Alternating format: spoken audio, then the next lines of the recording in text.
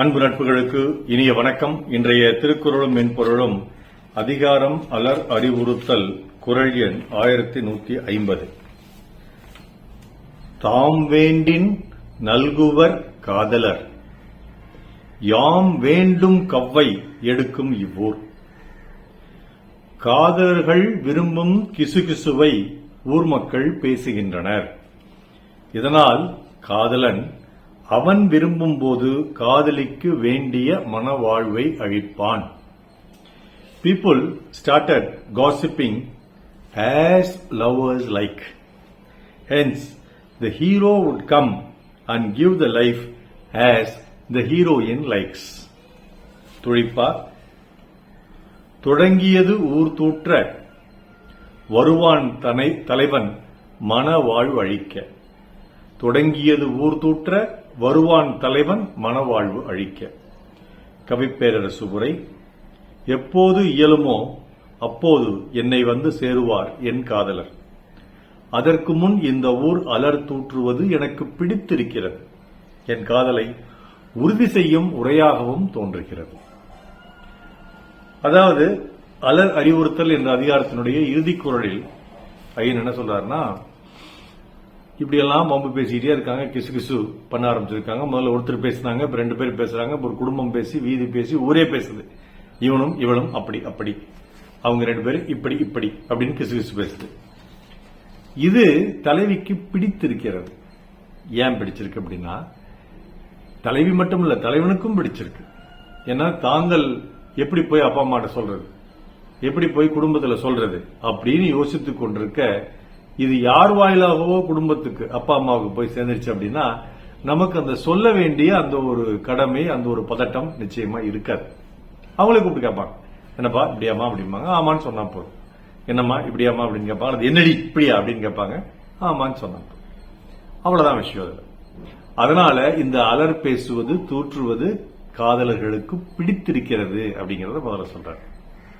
அடுத்து சொல்றாருன்னா, இதன் காரணமாக என்ன செய்வான் காதலன், அவனுக்கு எப்பொழுது வேண்டும் என்று தோன்றுகிறதோ, அவனுக்கு எப்பொழுது திருமணம் பிடிக்கின்றதோ அப்பொழுது வந்து என்னை திருமணம் செய்து அழைத்துக் கொண்டு செல்வான் அப்படின்னு காதலி சொல்வதாக இந்த குறள்ல பொருள்படுது. அப்போ காதலி வந்து என்ன நினைக்கலாம், நான் ரொம்ப அவசரமா இருக்கிறேன், எனக்கு காதல் முத்தி போச்சு, வீட்டுல ரொம்ப நெருக்கடி கொடுக்குறாங்க, உடனே என்னை வந்து கூட்டிட்டு போகணும் அப்படின்னு நினைக்கலாம். மாறாக இங்க இந்த காதலி என்ன நினைக்கிறான் அப்படின்னா, தலைவனுக்கு எப்பொழுது வசதிப்படுகிறதோ அப்பொழுது அவன் வந்து கூட்டிக் கொண்டு செல்ல வேண்டும். உதாரணமா சில பேர் வந்து இந்த முதுகலை, என் நண்பரே ஒருத்தர், அவருடைய மகள் மருத்துவம், இளங்கலை மருத்துவம் முடிச்சிட்டார், முதுகலை மருத்துவத்துக்கு தயாராகி கொண்டிருக்கார். என்னுடைய இன்னொரு நண்பனுடைய மகனுக்கு, அவரும் இப்பொழுது முதுகலை படித்துக் கொண்டிருக்கிறார். மனம் பேசலாம் என்று ஒரு பேச்சு வந்தது. அது என் மூலமாகத்தான் அந்த பேச்சு சென்றது.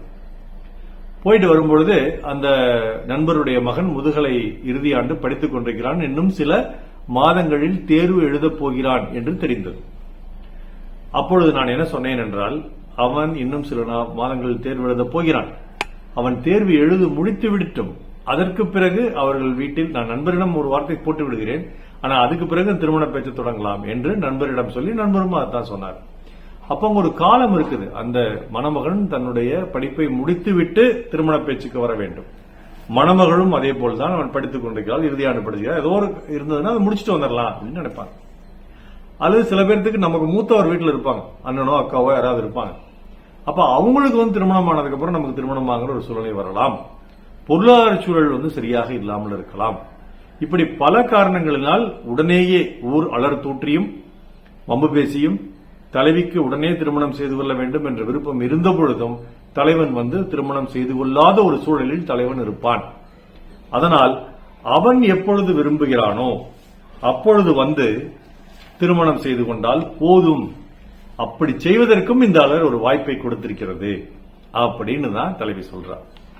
இதற்கு ஒரு திரைப்பட பாடல்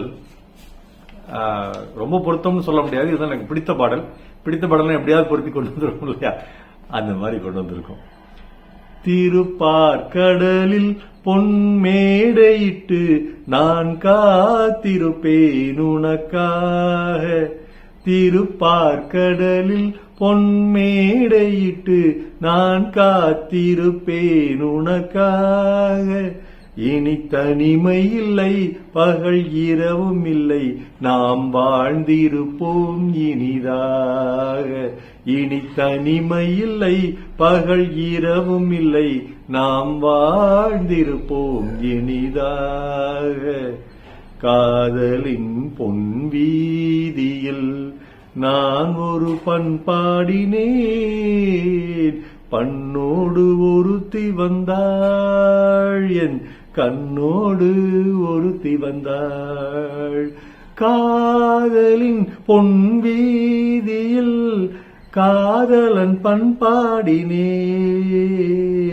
பண்ணோடு ஒருத்தி வந்தேன், நான் கண்ணோடு உறவு கொண்டேன் என்ற அற்புதமான மூக்காமுத்து. சில படங்கள் தான் நடிச்சிருக்காரு கலைஞருடைய மகன். ஆனால் அந்த படங்கள் ஒவ்வொன்றிலுமே பாடல்கள் மிகச்சிறந்ததாக இருந்தது. இந்த பாடல் நான் நெடுநாள் வாலி எழுதியிருப்பார்னு நினைச்சிட்டு இருந்தேன். ஆனா இன்னைக்கு தான் தெரிஞ்சு அதை எழுதியவர் பஞ்சு அருணாச்சலம். என்ன வரிகள்ங்க! அதை தாங்க ஐயன் இந்த குரலில் சொல்கிறார். தாம் வேண்டின் நல்குவர் காதலர், யாம் வேண்டும் கவ்வை எடுக்கும் இவ்வூர். நான் சிறக்க நற்றமிழ் வாழ்த்துகள். மருத்துவர் ராமசெல்வரங்கம், ரிஷி நேத்ராலயா விடிய அகாடமி, சேலம், கள்ளக்குறிச்சி, நன்மை. நன்றி டாக்டர் செல்வகுரு யூடியூப் சேனல் ஷேர் பண்ணுங்க, லைக் பண்ணுங்க, கமெண்ட் பண்ணுங்க, சப்ஸ்கிரைப் பண்ணுங்க. வணக்கம்.